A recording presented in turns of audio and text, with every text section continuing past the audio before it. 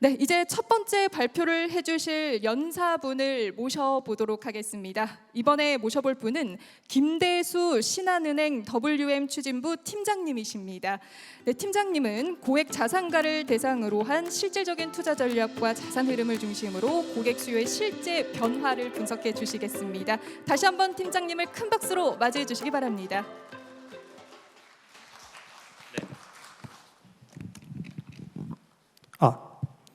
네, 다시 한번 인사드리겠습니다.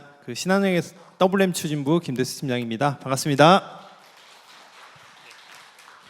저는 신한은행에서 고액 자산가들 분들 만나서 포트폴리오를 설계해주고 상담해주는 그런 역할을 담당하고 있고요. 오늘 또 선생님들 만나 뵙게 돼서 무척 반갑습니다. 아무래도 제가 이제 대한민국의 어떤 보면 고자산 고객들, 소위 말하는 부자분들 많이 만나고 있는데요. 만나다 보면 사실 많이 물어보시는 질문들이 있어요. 다른 분들은 도대체 어떤 상품들을 많이 합니까? 라는 질문들을 굉장히 많이 하시거든요. 근데 실제적으로 고자산가 분들의 포트폴리오를 갖다가 직접 들을 수 있는 기회는 많지 않습니다. 그래서 제가 오늘 어떤 25년도 투자 키워드와 자산 흐름이라는 주제에 맞춰서 그런 포트폴리오에 관련돼서 조금 소개해드리고, 물론 이제 이런 것들이 사실 나와는 상관없다라고 느끼실 수도 있지만 그래도 어떤 트렌드다라고 생각하시고 이렇게 들어주시면 감사하겠습니다. 괜찮으시죠? 네. 그러면 진행하도록 하겠습니다. 네, 저 소개는 이미 말로 드렸기 때문에 이렇게 지금 신한은행에서 포트폴리오 담당하고 있다 정도 알고 계시면 될 것 같습니다. 자, 이제 고객님들 많이 만나다 보면 사실 이제 주로 이제 원하시는 키워드들이 있습니다. 아무래도 개인 같은 경우는 여기 보이시는 대로 어떤 절세라는 키워드를 제일 좋아하시고요. 법인은 사실 절세 포인트가 그렇게 많지 않습니다. 다 법인세를 내셔야 되기 때문에 일단은 세후 수익률이 좀 높았으면 좋겠다라고 많이 말씀을 하십니다. 그리고 요즘 메가 히트죠. 퇴직연금 굉장히 많이 물어보시거든요. 이게 그동안은 사실 퇴직연금이 내 돈인지 회사 돈인지 아니면 금융기관 돈인지 사실 잘 모르셨는데 요즘 DC, IRP 이런 걸로 해서 퇴직연금에 관련된 관심도도 많으신데요. 퇴직연금은 일단은 장기간 받으셔야지 혜택이 많습니다. 그래서 좀 더 퇴직연금은 장기적으로 수익률이 좀 더 많이 날 수 있는 관점에서 좀 설계해 주셨으면 좋겠다라고 요청을 많이 하십니다. 그래서 저희가 사실은 이제 고객님들 만나면 사실 이제 개인은 절세, 법인은 세후 수익률, 그리고 퇴직연금은 장기 수익률이라는 키워드로 이런 아래 상품들을 갖다가 주로 많이 소개해 드리고 있으니 한번 참고해 보시면 좋겠습니다. 자, 그러면 이제 일단은 그럼 개인 절세 알겠다. 그러면 어떤 상품들이 거기에 소속돼 있는지 궁금해 하실 거예요. 그래서 이제 대표적으로 절세라는 키워드에 부합하는 상품들을 좀 소개해 드리면 먼저 국내 주식입니다. 국내 주식 같은 경우는 아시겠지만 국내 주식의 매매 차익은 비과세입니다. 여전히 비과세시죠. 그래서 국내 주식은 어쨌든 자본 차익에 대해서 비과세이기 때문에 아무래도 고자산가 분들 아니면 재테크에 관심 있으신 분들 모두 좀 좋아하는 약간 상품이라고 할 수 있고요. 특히나 요즘 같은 경우는 국장 굉장히 지금 핫하죠. 이런 국장 시대의 국내 주식은 굉장히 문의가 많고 관심 많은 자산임은 틀림없는 것 같습니다. 두 번째, 해외 주식 같은 경우 또 사실 이제 지금 최근 말고 바로 상반기 때 사실 서학개미, 미장 얘기 많이 들으셨을 거예요.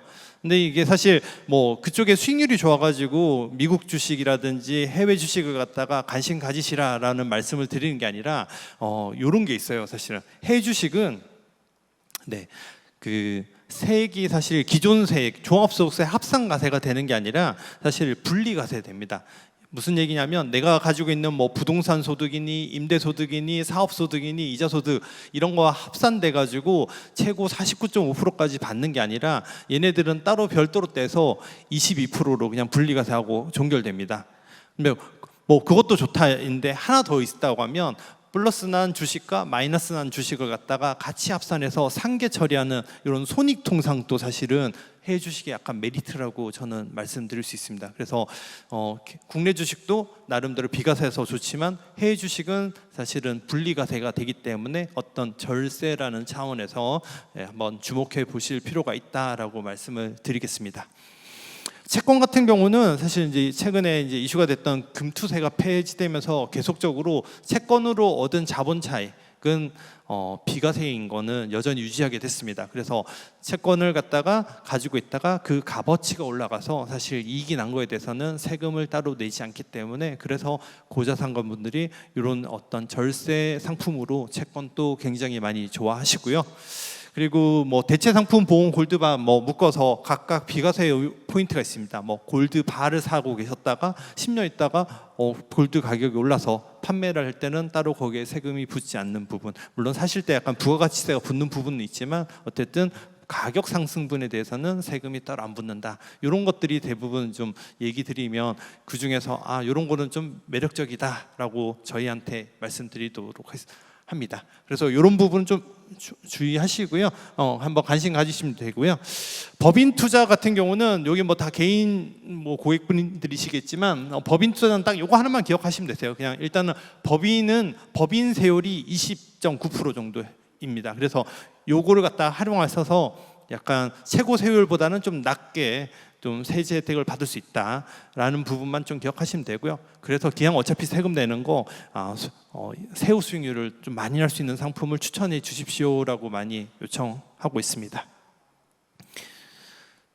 자, 그러면 이제 오늘이 사실 주제가 오늘 제가 받았던 주제가 이제 25년도 어떤 키워드 그리고 자산 흐름 이런 부분에 대해서 좀 강의를 해달라고 해가지고 지금 좀 대한민국에서 고자산관 분들께서 주목하고 있는 이런 관심 상품에 대해서 제가 한 8가지 정도 갖고 왔는데요. 그 전에 한번 트렌드 살짝 말씀을 좀 드리면요.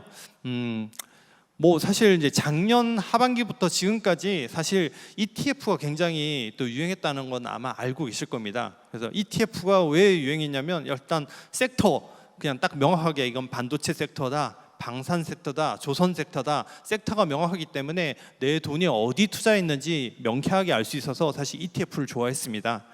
그런데 이제 상반기 이후부터는 약간의 좀 뭐 변화가 좀 있었어요. ETF가 사실은 좋긴 한데 사실 시가총액대로 그대로 들어가다 보니까 이 중에서 내가 좀 빼고 싶어하는 주식도 같이 들어간단 말이에요. 뭐 비교하자면 반도체 ETF가 있다고 하죠. 반도체 ETF에는 사실 제일 많이 편입되는 종목이 뭐라고 생각하십니까? 네, 삼성전자가 제일 많이 들어갑니다. 근데 뭐 저희 아시겠지만 5만전자, 뭐 6만전자 지금 좀 오르긴 했지만 계속 작년도 내내 삼성전자가 그렇게 썩 좋지 않고 나는 반도체에 투자하고 싶다고 하면 SK 하이닉스 투자하시겠잖아요. 그래서 그럼 반도체 ETF를 사면 나는 사실 하이닉스를 투자하고 싶은데 삼성전자를 투자하는 그런 형태가 나와버렸던 거예요. 그래서 이제 요즘 들어선 트렌드는 뭐냐라고 하면 요 ETF 뒤에 자세히 보시면 액티브라는 세 글자가 붙어 있을 겁니다. 뜻이 뭐냐면 이 ETF로 하는 운영 매니저가 내가 내 주관으로 사실은 일부 종목을 갖다가 비중을 축소하거나 아니면 편출할 수 있다라는 기능이 있는 거예요. 네, 그래서 똑같이 반도체 ETF지만 난 삼성전자 빼고 나머지 가지고 가겠다 이런 것들도 가능하고요. 코스피 가지고 ETF를 하더라도 나는 2차 전지는 다 떼고 사실 하겠다라는 겁니다. 그래서 기억하실 게 그냥 ETF 가입하시는 것보다는 ETF 뒤에 액티브 붙어 있는 거는 그럼 어떤 거를 갖다가 편출하는지 좀 보시고 들어가는 게 수익률 측면에서는 훨씬 낫더라. 요거 하나 좀 기억해 주시면 좋겠고요. 두 번째 뭐 여기 ETF는 아까 했지만 해외 ETF인데 앞부분에서 제가 설명을 드렸기 때문에 요거는 패스하도록 하겠습니다. 그리고 또 많이 요즘 문의하시는 게 크레딧몰이라고 해가지고 아무래도 앞에도 얘기했지만 정기예금 금리가 너무 낮아요. 2.5%. 낮다 보니까 이거보다는 조금 더 높은 금리 있는 상품이 뭐예요? 라고 해서 나온 게 회사 채권들.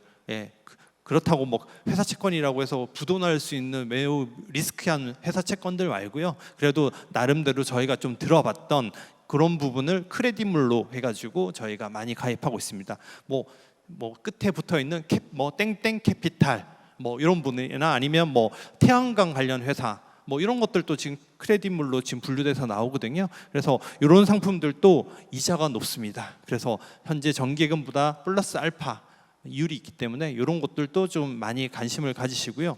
그다음에 장기 채권 뒤에서 뭐 좀 얘기하겠지만요. 장기 채권들도 사실은 요즘 많이 무리하는 포인트다라고 말씀드리고, 마지막으로 달러 보험, 그다음 과세 이연 묶어가지고 일단 달러 보험이 사실 미국이 금리가 높아요.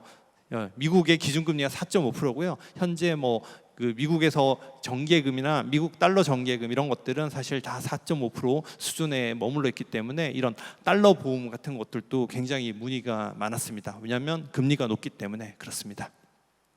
이게 그냥 요즘 약간 제가 현장에서 워킹하면서 느꼈던 약간 트렌드다라고 좀 이해해 주시면 좋을 것 같습니다. 자, 그러면 지금 주요 이제 고액 자산가들께서 요즘 관심을 가지는 상품 제가 한 8가지 정도 갖고 왔는데요. 제가 여기 있는 상품 8가지를 다 소개해 드리기면 좀 사실 내용도 너무 많고, 그래서 이 중에서 몇 가지 포인트만 좀 알아가시면 좋겠다 하는 한 3-4가지 정도만 소개 올리고 마치도록 하겠습니다.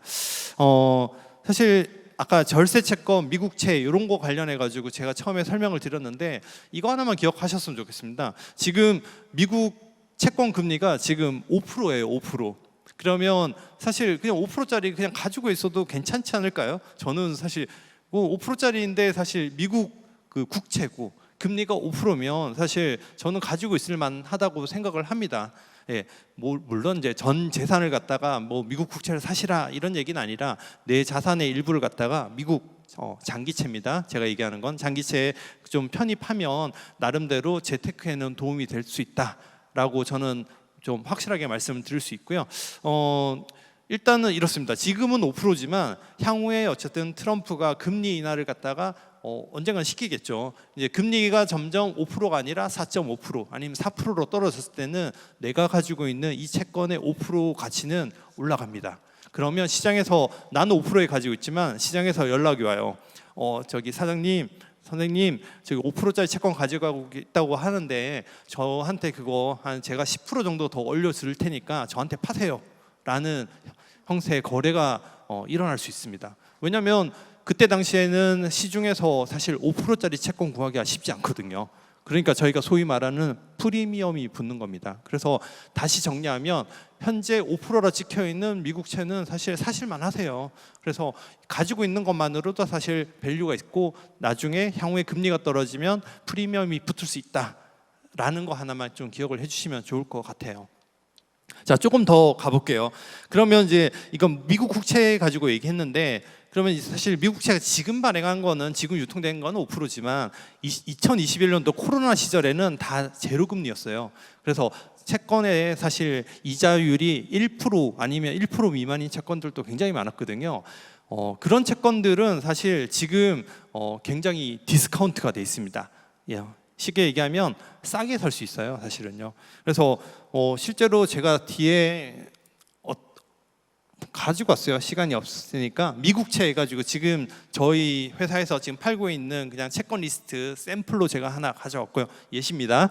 그래서 맨 밑에 노란색으로 보시면 채권 한 주당 100불인데요. 지금 100불짜리 표면 금리는 1.25짜리는 얼마에 사실 수 있냐면 47불에 살 수 있습니다.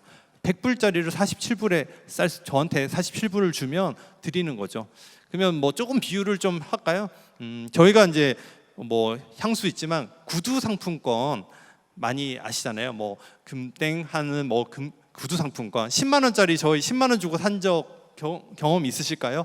대부분 인근 가게나 이런 데서는 조금 더 저렴하게 살 수 있다는 걸 알고 있습니다. 그래서 한 뭐 8만 5천에 샀으면 10만 원짜리를 좀 더 싸게 살 수 있다. 그런 논리랑 비슷하고라고 생각하시면 되세요. 그 액면가는 사실 100불이지만 지금 굉장히 좀 할인해서 살 수 있기 때문에 이런 것들도 사실 굉장히 좀 매력적이다. 왜냐하면 100불짜리를 갖다가 돈을 다 안 주고 사셨잖아요, 이미. 그래서 그 값어치를 갖다 싸게 샀기 때문에 이런 것들도 사 모으시면 어떤 자산 재테크에는 도움이 될 수 있다라고 저는 말씀을 드립니다. 그래서 제가 오늘 채권 부분 쪽으로 좀 강조를 많이 했는데요. 사실 채권 외에도 사실 앞쪽에 제가 ETF 말씀드렸고요. 그리고 그다음에 국내 주식, 그다음에 해외 ETF 어떤 식으로 세제 혜택이 있는지 제가 좀 강조드렸습니다. 그리고 달러 보험, 금리가 높기 때문에 좀 더 많이 찾으신다. 이 정도 포인트 말씀드렸고요. 나머지 부분은 사실 이런 것들이 요즘 고액 자산가들이 굉장히 상담을 많이 의뢰하는 상품군이다라고 한번 봐주시는 걸로 오늘 발표를 마치도록 하겠습니다. 네, 감사합니다. 네, 감사합니다. 김대수 팀장님께 다시 한번 감사의 박수 부탁드립니다. 네, 고액 자산가를 위한 포트폴리오 전략은 어떻게 달라져야 하는지, 또 실질적인 2025년형 전략에 대해서 또 짚어주신 귀중한 시간이었습니다.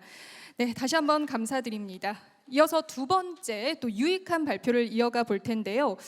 지금 행사장을 보니까 굉장히 시니어 분들께서도 많이 참석을 해주시고 계십니다. 그래서 이번에 발표할 주제는 또 시니어 분들께 좋은 통찰이 공유될 또 그런 강연으로 기대가 됩니다. 지금 이어질 발표는 KB국민은행의 서지형 하나은행 잠원역 지점 PB 팀장님을 무대 위로 모셔보고 또 강연을 청해 드릴까 합니다. 서지형 PB 팀장님께서는 초고령 사회 진입과 함께 새롭게 부상하는 액티브 시니어 세대의 자산 특성과 금융권의 대응 전략을 설명해 주실 것 같습니다. PB 팀장님을 다시 한번 뜨거운 박수 부탁드립니다. 네, 안녕하십니까. 저는 하나은행 잠원역 지점에서 PB팀장으로 근무하고 있는 서지영이라고 합니다. 우선 오늘 제가 발표할 내용은요, 다른 투자 부분에 대해서는 많은 분들께서 좋은 조언해 주실 것 같아서 최근에 집중이 되고 있는 초고령화에 대해서 말씀 나눠보고자 합니다. 이쪽에 보시면 제가 다양한 단어들을 올려놓았는데요. 아시겠지만 작년 12월에 우리나라가 드디어 초고령화 사회에 진입을 했습니다. 내용을 보시면 초고령화 사회 같은 경우는 선진국 같은 경우는 평균 70년 정도의 이행 속도가 붙는데요. 빠르게 이행이 됐던 일본에 비해서도 우리나라가 10년 정도 빠르게 초고령화가 진행이 되고 있습니다. 이 부분에 대해서는 사회의 가장 큰 부분이기도 하기 때문에 좀 집중하고 내용을 살펴볼 필요가 있다라고 보여지고요. 그중에서 집중해서 보셔야 될 내용들이 현재 우리나라 고령층들은 실물 자산, 주로 이제 부동산 위주로 재산을 보유하고 계셨다는 점을 조금 중심 있게 보시면 좋을 것 같습니다. 그렇다면 새로운 시니어는 어떤 특징을 갖고 있는지 잠깐 살펴보도록 할게요. 현재 시니어층 같은 경우는 고학력 세대가 은퇴를 함으로써 일어나고 있는 교육 수준과 디지털 적응력이 많이 향상되었다고 보여집니다. 두 번째 내용을 보시면 2022년 기준으로 한국 평균 건강 수명, 즉 건강하게 사회생활을 할 수 있는 연령이 73세로 많이 향상이 되어 있는 상태입니다. 또한 가치관의 변화가 많은 영향을 미치고 있는데요. 2023년 시니어 트렌드 리포트에서 나와 있는 내용을 보면 현 상황을 아주 잘 표현하고 있다고 보여집니다. 내용을 잠깐 보자면 과거의 시니어와 현재의 시니어는 다릅니다. 오늘날의 시니어는 더 건강하고 더 활동적이며 더 많은 경험과 지식을 갖추고 있습니다. 이 내용은 향후에도 더 발전할 것으로 보여지기 때문에 조금 포인트적으로 보여드리고 싶었고요. 그렇다면 이런 시니어 시장들은 어떻게 발전을 하게 될 것인지를 좀 살펴보도록 하겠습니다. 우리나라 같은 경우는 2030년을 시니어 시장의 블루오션으로 보고 있는데요. 내용을 보시면 2030년이 들어서면 50대 이상의 인구 비율이 전체의 약 49%를 차지할 것으로 보입니다. 이 부분은 우리가 어느 모임을 가더라도 10분 중에 4, 5분은 50대 이상일 거라는 내용인데요. 이런 50대 인구의 규모가 폭발적으로 증가함은 아무래도 소비시장에도 영향을 미칠 것으로 보여집니다. 소비시장 같은 경우는 2030년도에 1217조 원으로 예상이 되고 있고요. 이런 소비의 폭발은 해당 맞춤 산업이 같이 도약을 할 것이라고 보여지는 부분입니다. 그렇다면 금융권은 이런 시니어 시장을 어떻게 바라보고 있을지 한번 보실 필요가 있어요. 벌써 시중은행, 즉 대형 지주사에서는 시니어층을 겨냥한 특화 상품들을 내놓고 있는데요. 하나금융에서 하나더넥스트, KB금융에서 KB골든라이프, 우리은행, 신한은행 모두 각각 특화되어 있는 브랜드를 런칭하고 있는 상태입니다. 이 런칭되어 있는 부분들을 잘 살펴보시면 금융에 대한 부분뿐만 아니라 비금융에 대한 부분까지도 세심하게 조금 살펴보고 있다라고 보여지는데요. 특히 최근에 요양시설 보면 대표적으로 알고 있는 삼성 노블카운티나 KB 골든 라이프 케어 자체도 금융권에서 운용을 하고 있는 상태를 아시게 될 겁니다. 그래서 이런 내용들이 금융권이 이제 시니어 시장에 많은 집중을 하고 있다라는 주된 영향으로 보여지는데요. 그렇다면 금융이 바라보는 웰빙과 웰다잉에 대해서 한번 짚어보도록 하겠습니다. 우선 웰빙 부분부터 말씀을 좀 드리자면 은퇴 후에 소득이 감소되는 부분을 볼 수가 있는데요. 특히 주목해서 보실 게 50대에 발생하던 근로소득이 60대 이상으로 가면서 은퇴와 동시에 현저하게 줄어드는 내용을 보실 수가 있습니다. 더불어 함께 증가하는 부분은 공적연금에 대한 부분인데요. 녹색 부분을 보시면 50대에 비해 60대에 현저히 늘어나는 모습을 볼 수가 있습니다. 또한 이런 소득의 변화가 50대 이후의 소비 둔화로 함께 나타나는 부분들이 있는데요. 연령대가 올라갈수록 우하향하는 소비 패턴을 보실 수가 있습니다. 이 부분은 우리나라가 현재 OECD에서 빈곤율 1위를 보여주고 있는 내용과 조금 연결이 되어 있다고 볼 수 있는데요. OECD 31개국의 평균에 비해서 우리나라의 노인 빈곤율이 2배 이상으로 증가되어 있는 모습을 확인할 수 있습니다. 아까 부동산 발표해 주실 때도 내용을 같이 말씀을 주셨던 부분인데요. 현재 우리나라의 실물 자산은 85%, 금융자산에 비해서 비중이 상당히 높은 부분을 보여주고 있습니다. 특히 이런 부분들을 같이 고려해 보았을 때 보유하고 있는 실물 자산을 연금화를 통해서 전환을 할 경우에는 노인의 빈곤율이 크게 하락할 것이라는 내용을 가까운 보고서에서도 참고를 할 수가 있었습니다. 자, 그렇다면 이런 부분에 대해서는 정부가 어떻게 영향을 미치고 있었는지 살펴볼 필요가 있는데요. 한국주택금융공사에서는 12억 원 이하의 주택에 대해서 우리가 평생 연금의 형태로 받을 수 있는 주택연금이라는 상품을 제시하고 있습니다. 해당 상품 같은 경우는 부부가 모두 사망할 때까지 종신토로 연금을 받을 수가 있죠. 또 만약에 부부가 모두 사망한 후에 집값이 만약에 그동안 받았던 연금액에 비해서 많을 경우에는 상속을 통해서 가족에게 전달이 될 수가 있고요. 만약에 손실이 됐을 경우에도 국가가 해당 부분을 부담하고 있습니다. 이 부분을 비소구 방식이라고 이야기를 하는데요.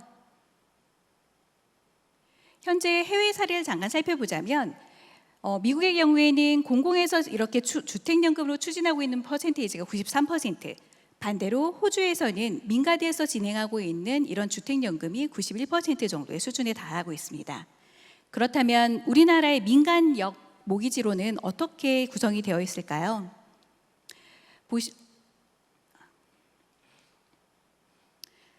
과거에 95년도에 국민은행에서 최초로 민간역 모기지론을 내놓기는 했지만 실질적으로 시장에서는 많은 반응을 얻지 못했습니다.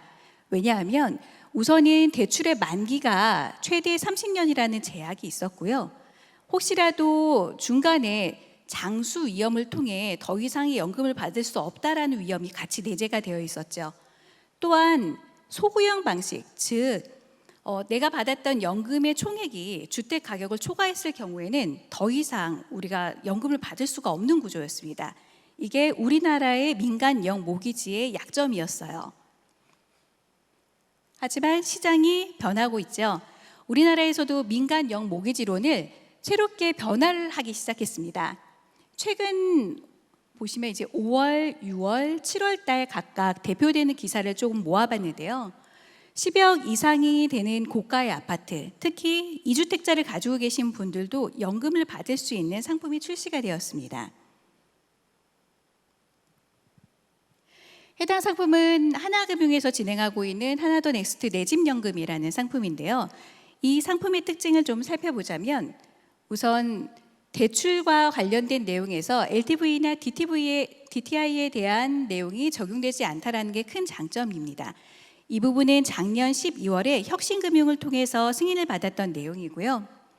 또한 민간에서 진행했던 영모기지론의 약점이었던 소구 방식을 비소구 방식으로 진행한다는 점이 강점으로 보여집니다. 그리고 기존에 우리가 연금 상품 같은 경우 주택연금은 공시가격이 12억이 초과되는 주택을 가지고 계신 분들은 해당 사항이 없으셨는데 올해부터는 공시가격 12억 초과되는 주택 역시 내 집 연금을 통해서 종신토로 연금을 받으실 수가 있습니다.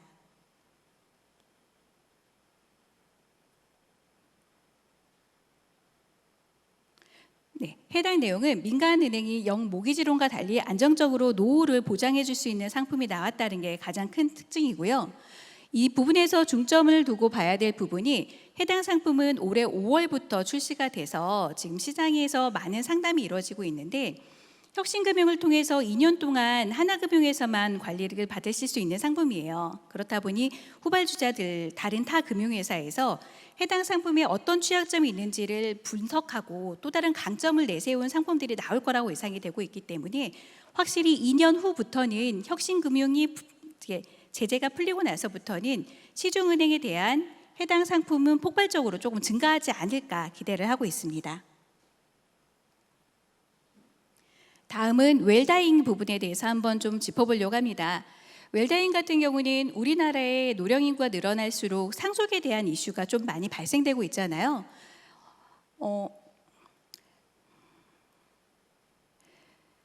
지금 보시면 그래프상에 파란색 막대 그래프를 보시면 피상속인 수가 해가 지날수록 많이 증가하고 있는 내용을 보실 수가 있습니다.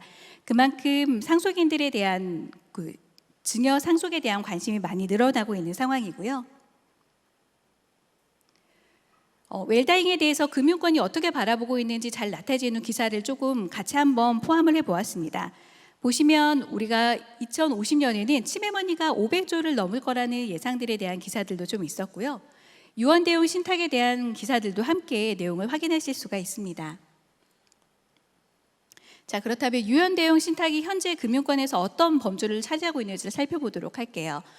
최근에 2025년 6월 말 기준으로 해서 유언대용 신탁의 규모가 3조 7천억 이상을 이미 갱신하고 있는 상태이고요.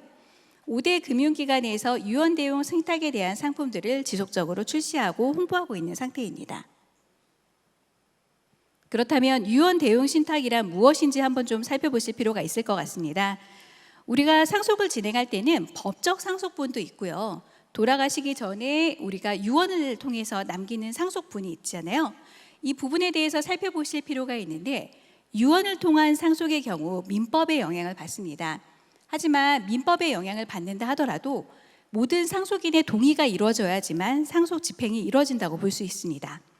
하지만 유언대용 신탁은 민법에 세등되는 유언과는 달리 신탁법의 영향을 받고 있기 때문에 철저하게 계약에 의해서 이루어지고 있습니다. 돌아가시는 분께서 내가 남기고자 하는 유언을 계약의 형태로 남기신다고 보시면 조금 더 이해가 쉬울 것 같습니다. 계약의 형태를 잠깐 살펴보자면 내가 살아있는 생전에 위탁자가 되는 거고요. 위탁자는 금융기관을 수탁자로 지정하여서 내가 원하는 유언에 대한 내용을 계약서로 명시를 하게 될 겁니다. 이런 계약의 내용에는 사후 수익자, 즉 내가 유고 시에 내가 사랑하는 가족 혹은 그 외에 누군가에게 지정한 나의 유산을 남겨줄 수 있는 계약서를 작성한다고 볼 수가 있는데요. 왼쪽에 보시면 1:1 맞춤 계약서 부분에 대한 내용을 좀 보실 수가 있어요. 즉 내가 살아있는 동안은 나의 노후 보호 장치로 내 자산을 사용을 하는 거고요. 내가 유고 시에는 내가 원하는 대로 상속이 이루어지는 부분이 있습니다. 또한 최근의 특징인 1인 가구의 사망에 대해서 살펴보면 최근엔 기부 신탁에 대한 문의도 많이 늘고 있는데요. 살아있는 동안은 나를 위해서 쓰고 내가 사후에 지정했던 병원이나 학교, 공공기관에 기부를 하는 신탁으로 이루어지는 경우들도 있고요. 가족 중에 장애가 있으신 분들 같은 경우는 장애인 신탁을 통해서 내가 나중에 떠나더라도 나의 장애인 가족을 위해서 신탁을 계약한다고 보실 수가 있습니다. 그 외에도 다양한 형태의 계약 서비스를 1:1 맞춤으로 진행을 할 수가 있습니다. 네, 지금까지 살펴봤던 내용은 초고령화 사회에 맞춘 금융의 역할에 대해서 살펴볼 필요가 있어서 해당 주제를 선택하게 되었고요. 현재 고령자 맞춤 금융상품 제공은 금융권에서 지속적으로 내용이 강화가 되고 있는 상태로 보여집니다. 또한 그 외에도 상속과 증여 등 세금과 관련된 부분에 대한 많은 문의들이 있는데요. 이런 부분에 대해서도 금융권이 함께 고민하고 있는 모습 같이 보실 수가 있었을 것 같습니다. 또한 금융의 접근성에 대한 부분들도 같이 말씀 나눌 수가 있겠는데요. 온라인 채널이 많이 강화가 되고 있는 건 현실이지만 금융권에서 오프라인 서비스를 유지하기 위한 많은 노력들을 하고 있다는 점, 그리고 시니어를 위한 금융 공간을 많이 마련하려고 노력한다는 점도 함께 짚어보고 싶었습니다. 또한 정부와 공공기관과의 협력을 통해서 우리가 시니어 시장, 즉 초고령화 사회에 맞춘 안정적인 금융권이 좀 더 강화되길 바라는 마음으로 해당 자료 준비해 보았습니다. 이상입니다. 감사합니다. 네, 서지영 PB팀장님께 다시 한번 감사의 박수 부탁드립니다. 초고령 사회로의 전환기 속에서 또 시니어 고객을 위한 금융권의 역할이 얼마나 중요한지에 대해서 대응 방안을 정리해 주셨습니다. 다시 한번 깊은 감사의 말씀 전하겠습니다. 네, 이어서 마지막 발표 이어가도록 하겠습니다. 사전 발표 세 번째 강연인데요. 이번에는 김도화 우리은행 TC 시그니처 센터 PB 지점장님을 무대 위로 모시고 시장 불확실성이 커지는 시점에서 실전 포트폴리오 운용 전략과 또 투자 자산 다각화 방안에 대해서 들어보겠습니다. 다시 한번 큰 박수 부탁드립니다. 네, 안녕하세요. 저는 우리은행의 김도화 지점장입니다. 저는 오늘 투자의 본질로 돌아가기라는 주제를 가지고 말씀을 드리려고 합니다. 2022년에 미 연준의 급격한 금리 인상으로 전 세계 시장은 큰 하락을 겪었습니다. 본격적으로 시장이 회복하기 시작한 2023년부터는 국가별로 굉장히 큰 수익률 차이를 보였는데요.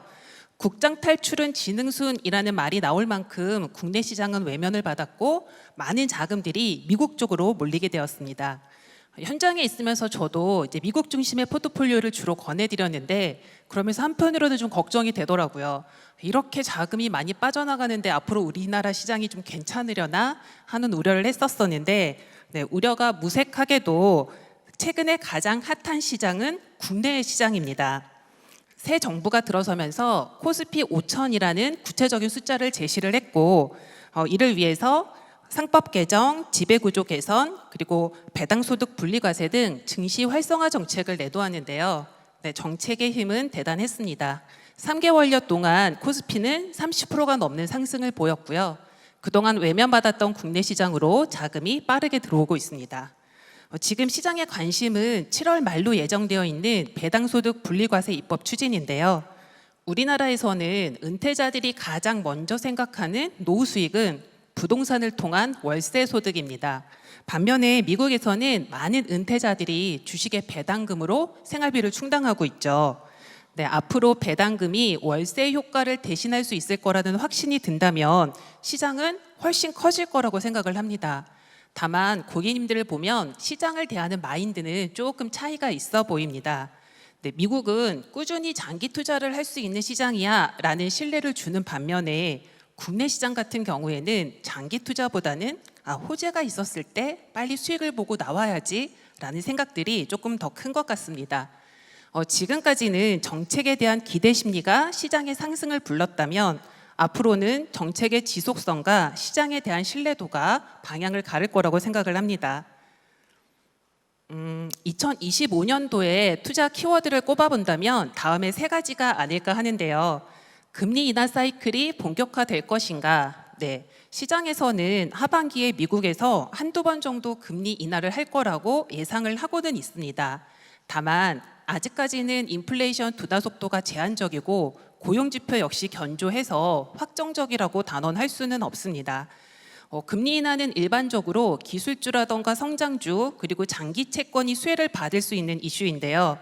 그런데 작년 같은 경우에는 미 연준이 금리 인하를 했음에도 불구하고 시장에서 금리 인하를 경기는 둔화가 되면서 인플레이션은 지속되는 거 아니야? 라는 우려가 나오면서 금리 하락으로 인해서 수익을 기대했던 장기 채권 투자자분들이 오히려 손해를 보는 경우가 나왔습니다. 이번에 금리 하락에는 시장이 이를 어떻게 해석하고 반응하는지 지켜볼 필요가 있습니다. 네, 두 번째는 탈미국인데요. 미국 이외의 시장으로 투자의 확대입니다.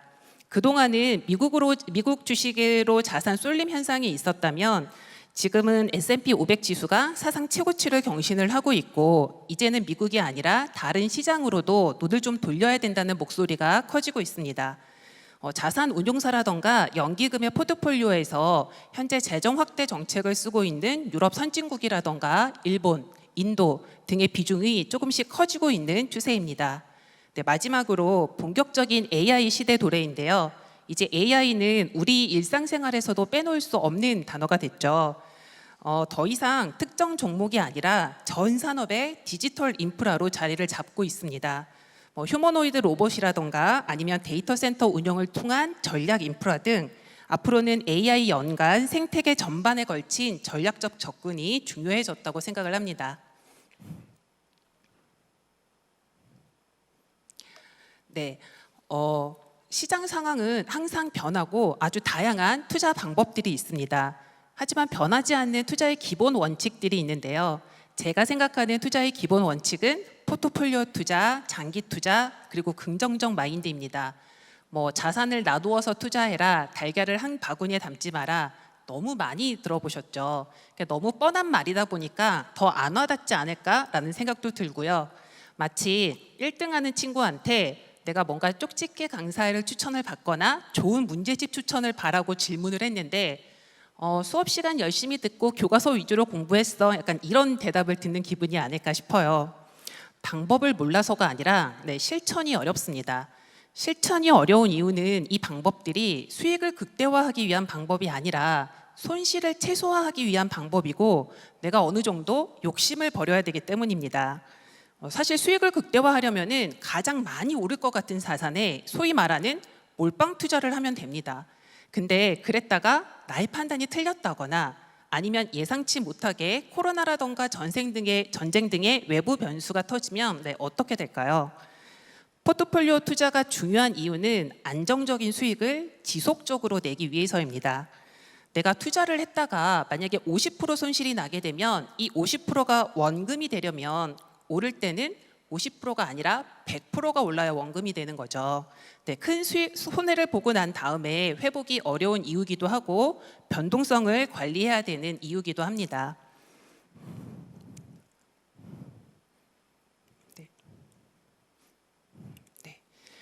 여러 시장으로 내가 놔두어서 잘 투자를 했다고 해서 자산 배분이 잘 되어 있는 건 아닙니다. 예를 들어서 나는 미국의 40%, 국내의 30%, 일본의 20%, 중국의 10%를 나누어서 투자를 했다면 내가 자산 배분을 잘 한 걸까요? 분산을 잘 하기 위해서는 서로 상관관계가 낮은 자산들을 잘 배분을 해야 됩니다. 상관관계란 한쪽이 변할 때 다른 한쪽이 따라 변하는 정도인데요. 일반적으로 국내 주식과 해외 채권, 해외 주식과 국내 채권의 상관관계가 낮고 달러는 대부분의 자산과 상관관계가 낮습니다. 중요한 것은 이것들을 잘 배분을 했을 때 위험이 줄어드는 만큼 수익이 줄어드는 것은 아니라는 점입니다. 처음에 나한테 맞는 자산 배분을 잘 해놨다면 그 다음에는 주기적으로 리밸런싱을 해줘야 합니다.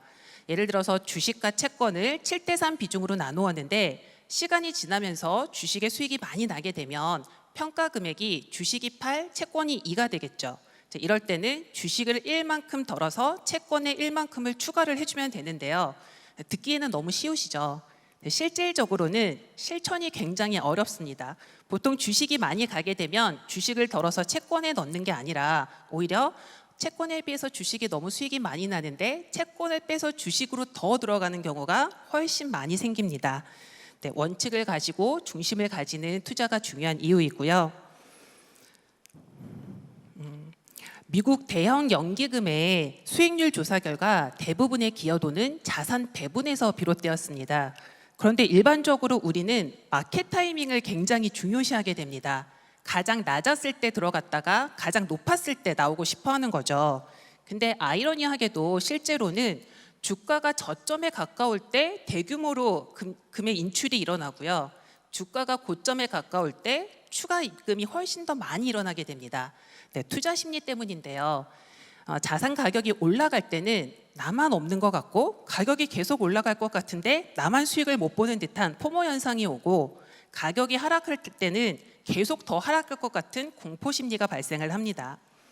투자의 대가들도 시장을 예측해서 마켓 타이밍을 맞추는 것은 불가능하다라는 말을 반복적으로 언급하고 있습니다. 합리적인 시장을 투자를 하고 예상치 못한 사태가 터졌을 때는 내가 어떻게 하겠다라는 원칙을 세워놓고 투자를 한다면 조금은 더 마음 편한 투자를 할 수 있지 않을까 합니다. 한 30% 정도는 내가 현금성으로 보유를 하고 있다가 한 7% 이상 하락을 하게 되면은 이 중에서 10%를 추가 매수해야지, 한 15% 이상 하락하게 되면 10%를 더 추가 매수해야지 라고 투자를 하기 전에 나만의 원칙을 세워놓는 것이 중요합니다. 장기 투자의 중요성을 이야기할 때 가장 많은 예시로 들어가는 것이 이 피터 린치의 마젤란 펀드입니다. 이 펀드는 13년 동안 2,800%라는 경이적인 수익률을 기록을 했습니다. 근데 재미있는 사실은 이 펀드에 투자한 개인 투자자들의 절반 이상이 손실을 보고 나왔다는 점입니다. 단기 변동성을 견디지 못하고 중간에 시장에서 빠져나왔기 때문인데요. 어떤 자산도 오르기만 하는 자산은 없습니다. 장기적으로는 우상향을 하더라도 중간중간에 여러 굴곡을 겪으면서 상승을 하게 됩니다. 투자자 입장에서는 한 달에 1%씩 꼬박꼬박 올라서 내가 1년에 12% 수익을 얻게 된다면 너무 마음 편하고 좋겠지만 실질적으로는 나는 투자를 한 다음에 몇 달간 계속 지지부진하기도 하고 어떨 때는 오히려 하락을 하는 경우도 많습니다. 그러다가 어느 순간 시장이 상승을 하게 되는데요. 그 기간이 나의 1년 수익률을 자주 하는 경우가 많습니다. 1년 12달 동안 수익이 가장 많이 났던 한 달을 제외하면 나의 수익이 절반 이하로 하락한다라는 조사 결과도 있습니다. 마켓 타이밍을 맞춰서 오르기 전에 딱 들어갈 수 있으면 너무 좋겠지만 여러 번 말씀드리다시피 지속적으로 그것을 맞추기는 불가능하기 때문에 꾸준하게 시장에 발을 담그고 때를 기다려야 만족할 만한 수익을 얻으실 수 있습니다. 투자의 대가 워렌 버핏이 강조하는 가장 큰 투자 원칙은 일찍 투자를 시작하고 이자를 재투자하라입니다. 복리 효과인데요.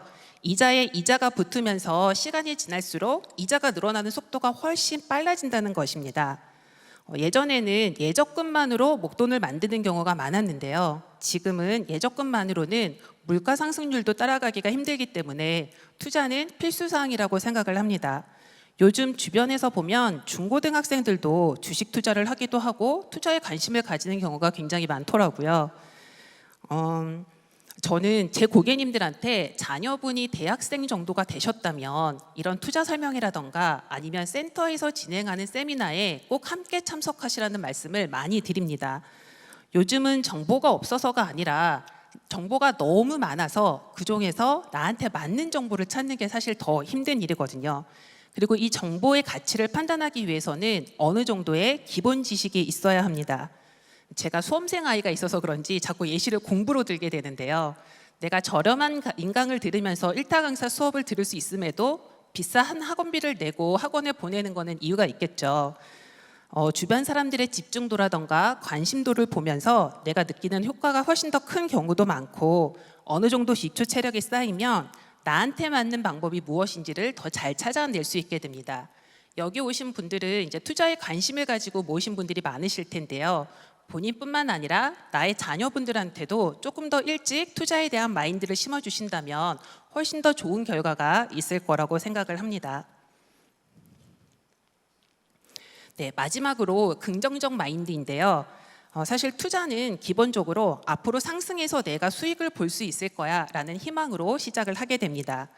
제가 만나본 많은 부자분들은 자산을 잘 배분해 놓고 투자 결과에 긍정적인 반응을 보이시는 분들이 많으셨습니다. 똑같이 물이 반 정도 담긴 컵을 보고 누군가는 물이 아직 반이나 남았네 하시는 분도 계시고 또 누군가는 이제는 반밖에 안 남았네 하시는 분들도 계시겠죠. 많은 부자분들은 투자 결과에 대해서 긍정적인 반응을 보이시는 경우가 많았어요. 이 정도 수익이 나서 다행이다. 이 정도 손실에 그쳐서 다행이네 라는 식인 거죠. 투자뿐만이 아니라 전체적인 삶에 대한 태도도 긍정적이신 분들이 굉장히 많으신데요.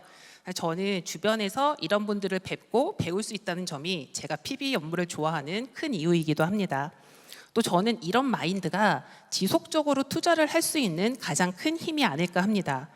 투자 결과를 놓고서 내가 여기가 아니라 저기에 투자를 했었어야 되는데 지금 이때 다 들어갈 걸 못 들어가서 어떡해, 아니면 아예 투자를 하지 말 걸 이라고 계속해서 후회하고 괴로워한다면 지속적인 투자를 좀 하기가 힘들겠죠. 제가 개인적으로 생각하는 좋은 투자는 수익이 많이 나는 투자가 아니라 내 마음이 편한 투자입니다. 투자의 기회는 항상 옵니다. 이번 기회를 놓쳤다고 너무 아쉬워하지 마시고 편안한 마음으로 시장의 변동성을 즐기면서 꾸준히 투자를 하신다면 좋은 결과가 있으실 거라고 생각합니다. 이것으로 발표를 마치겠습니다. 경청해 주셔서 감사합니다. 네, 유익한 발표해주신 김도화 PB 지점장님께 다시 한번 큰 박수 부탁드립니다. 네, 이렇게 또 변동성이 확대된 시장 환경에서 또 어떻게 분산 투자를 어떤 전략으로 구성을 해야 할지에 대해서 또 구체적인 접근법을 제시해 주셨습니다. 다시 한번 감사드립니다. 네, 이제 오늘의 곧 핵심 세션 중 하나가 마련이 되고 있는데요. 바로 패널 토론이 진행이 될 예정입니다. 지금 패널 토론에 앞서서 먼저 저희가 퀴즈를 하고 넘어가야 할 것 같은데요. 네, 많은 분들께서 기대를 해주고 계십니다. 참여 방법은 동일합니다. 먼저 무대 화면이나 행사장 안에 스태프가 들고 있는 QR코드를 스캔하시고 나셔서 제한된 시간 내에 정답을 입력해 주시면 되겠습니다. 앞선 발표 내용을 기반으로 또 문제가 진행이 되니까요. 많은 분들께서 집중해서 참여해 주셨으면 좋겠습니다. 자, 그러면 마지막 문제 드리도록 하겠습니다. 네, 첫 번째 문제입니다. 최근 JP모건과 모건 스탠리는 고객 응대 및 투자 자문을 위한 AI 기반의 금융 어시스턴트를 도입했는데요. 이러한 AI 금융 시스템의 대표적인 활용 사례는 무엇일까요? 네, 이제 1분 남짓 제한된 시간 안에 정답을 입력해 주셔야 합니다. 자, 첫 번째는 챗 GPT 리포트 자동화고요. 2번은 로보어드바이저 자산 배분, 3번은 블록체인 신원 확인, 마지막 4번은 클라우드 예금 보호입니다. 자, 4분의 1의 확률로 일단 객관식의 문제가 주어졌는데요. 저희 이게 마지막 한 문제이기 때문에 조금 더 집중해서 행운을 가져가셨으면 좋겠습니다. 네, 지금 QR코드 다 접속을 해서 진행을 해주고 계시는데요. 지금 끝까지 조용하게 차분하게 정답을 입력해주고 계시는 분들도 보이고요. 아직은 고민하고 계신 분들도 몇 분 계신 것 같습니다. 자, 다시 QR코드 접속 못하신 분이 계시다면 저기 지금 들고 있는 스태프의 패널에 QR코드를 접속해 주시기 바랍니다. 자, 제한된 시간이 있습니다. 제한된 시간 내에 정답을 입력해 주셔야 합니다. 네, 정답이 사실 2번이 사전에 굉장히 많이 나왔어요. 그런데 과연 이번에도 정답이 2번이 될지 궁금합니다. 자, 이제 2초 남았습니다. 정답 마무리하도록 하겠습니다. 정답은 맞습니다. 네, 2번 로보어드바이저 자산 배분입니다. 네, 이렇게 저희가 또 행운을 가져가신 분들께 다시 한번 축하의 박수 함께 보내주실까요?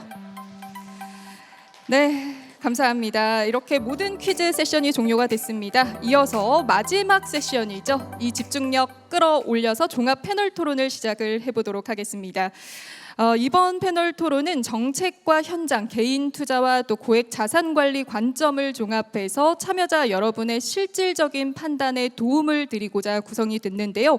먼저 진행을 해주실 좌장님을 무대 위로 먼저 모셔보도록 하겠습니다. 이번에 좌장을 맡아주실 분은 금융 정책에 대해서 폭넓은 통찰을 갖고 계신 분이시죠.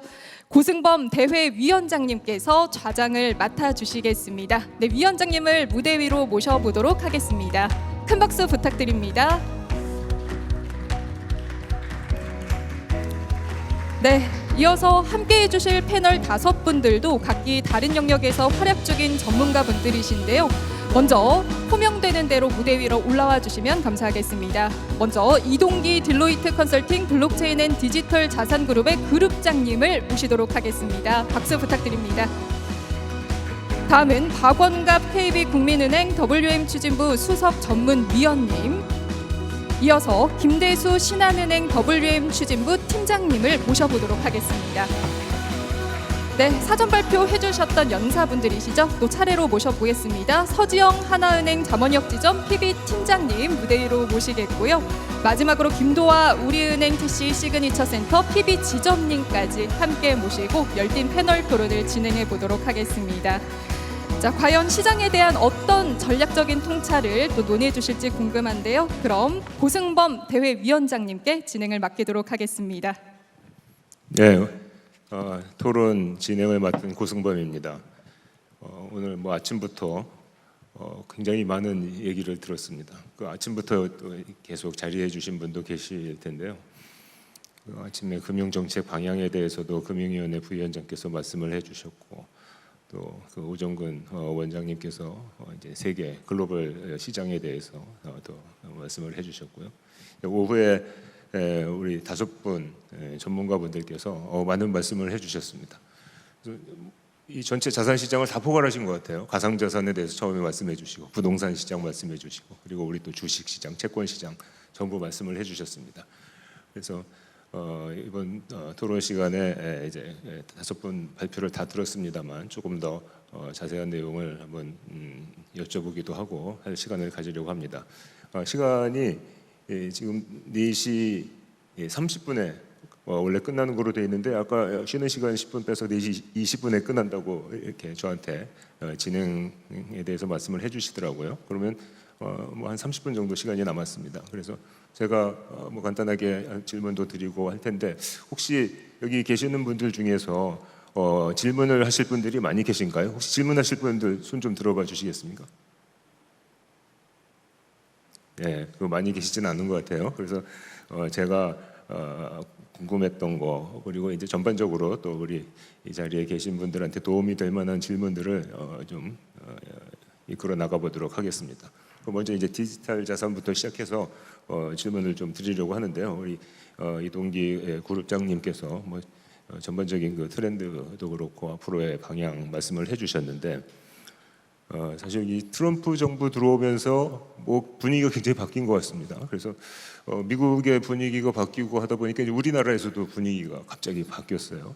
그래서 그 동안에 사실 가상자산 관련해서 정부의 입장도 굉장히 좀 조심스럽고 막 그러고 있었습니다만은 이제 최근에 또 정부도 바뀌고 하면서 뭐 동시다발적으로 여러 가지 논의가 되고 있는 것 같습니다. 우선 디지털 자산 기본법 관련 논의가 진행되고 있고, 사실 제가 금융위원장 하던 2021년에 뭐 여러 논의를 하다가 일단 가상자산 이용자 보호부터 하자 해서 가상자산 이용자 보호에 관한 법률을 만들었었는데, 이제는 이제 좀 더 포괄적인 디지털 자산 기본법을 만들려고 하고 있고, 또 아까 우리 그룹장님께서도 말씀을 해주셨지만 STO 관련된 얘기, 그리고 스테이블 코인, 또 이게 이제 원화 스테이블 코인을 만들겠다, 뭐 이런 논의가 아주 급속히 진행되다 보니까 사실 만나본 금융회사들도 조금 너무 서둘러야 되는 그런 상황이 돼서 좀 조급해하시는 것 같기도 하고, 이게 과연 어떻게 갈지 이런 부분에 대해서 좀 불명확한 것 같아요.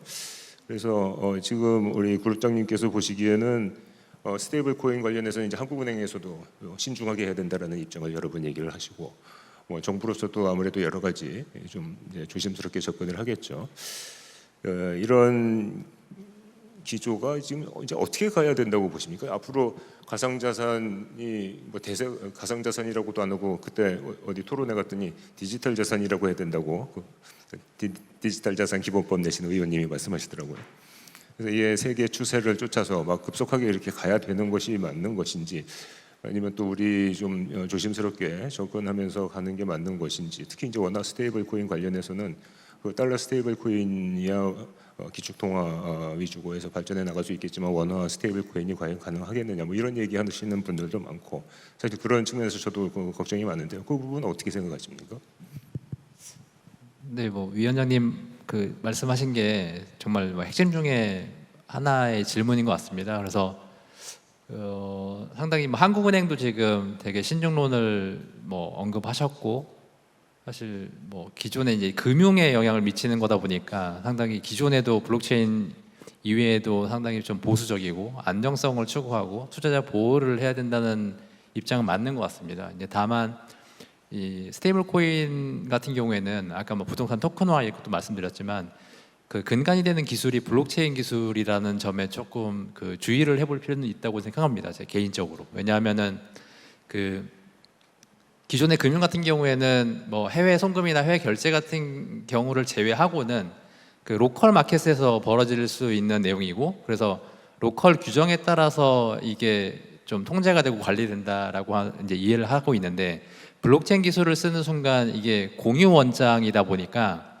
국가에서 통제하지 못한 영역이 기본적으로 많이 생깁니다. 뭐 그래서 실내로 지금 사용되고 있는 우리나라가 만약에 규제를 조금 더 그 엄격하게 하고 이 산업이 육성되고 진행되는 거를 다른 나라들을 좀 보고 관망을 하고 안전한 방법을 1년, 2년 후에 이게 가져가겠다 이렇게 생각할 경우에 대해서 좀 걱정을 갖고 있는데요. 왜냐하면 뭐 기사들에서도 일부 언급이 됐는데요.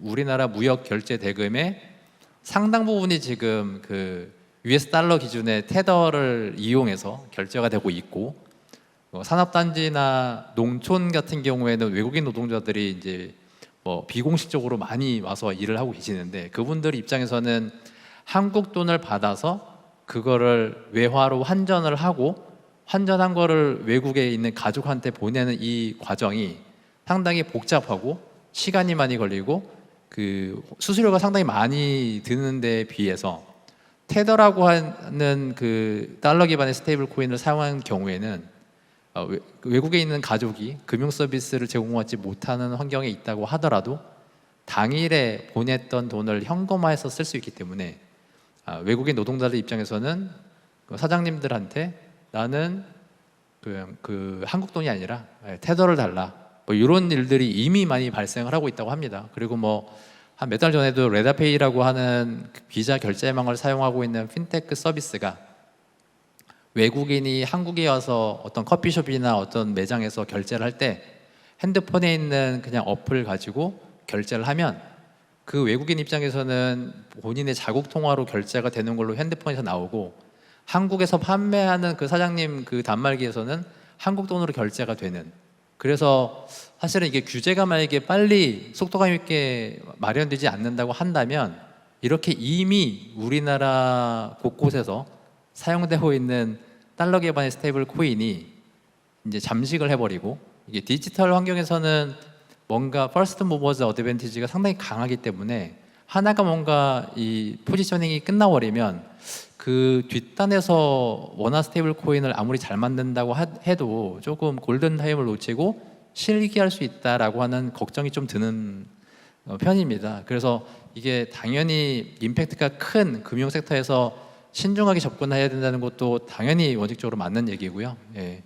근데 이게 블록체인 기술을 통해서 국경 간에 뭔가 자유롭게 할 수 있는 이런 서비스들이 들어오고 있기 때문에 이거를 방향성도 중요하지만 좀 속도감 있게 검토하고 대응해 주시는 게 필요할 것 같다는 좀 개인적인 의견도 드리겠습니다. 네, 잘 알겠습니다. 근데 정부 입장에서는 여러 가지가 걱정이 될 거예요. 그러니까 이 스테이블 코인을 활용하면은 송금이 굉장히 쉽게 되는 그런 편리함이 있는데, 그러다 그거를 또 이제 관리하는 사람 입장에서 보자면 이게 외화 유출이라든지 어떤 자금 세탁에 쓰일 수도 있고 이런 것들에 대해서 어떻게 체크를 할 것인지 이런 부분이 걱정이 될 거라고 생각을 합니다. 그래서 혹시 또 시간이 남으면 이제 그 부분 좀 말씀을 해주시고요. 일단 두 번째 이제 부동산 쪽으로 한번 넘어가 보겠습니다. 우리 박원갑 수석 전문위원님 뭐 TV에서 자주 뵙다가 이렇게 직접 말씀하시는 것 들어보니까 더 재밌게 강의를 해주신 것 같습니다.